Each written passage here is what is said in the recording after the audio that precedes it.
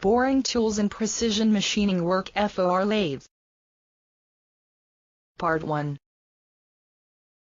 Standard bits and reamers have superseded the use of boring tools for all special and many other purposes.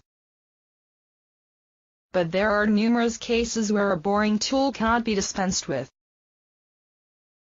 especially in repairing shops and for promiscuous work.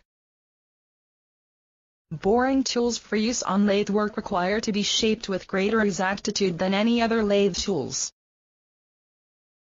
for the reason that they are slighter in body in proportion to the duty required of them than any other, and as a rule, the cutting edge is standing further out from the tool post or clamp. The body of the tool is more subject to spring from the strain of the cut. It is obvious that, if the hole to be bored out is a long one, the cutting edge of the tool will become dull at the end of the hole as compared to what it was at the commencement, a remark which, of course, applies to all tools.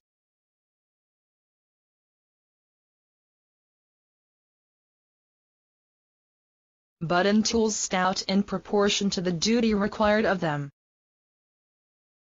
and held close into the tool post. The effect of the slight wear of the cutting edge, due to a finishing cut, is not practically appreciable. Part 1 end here.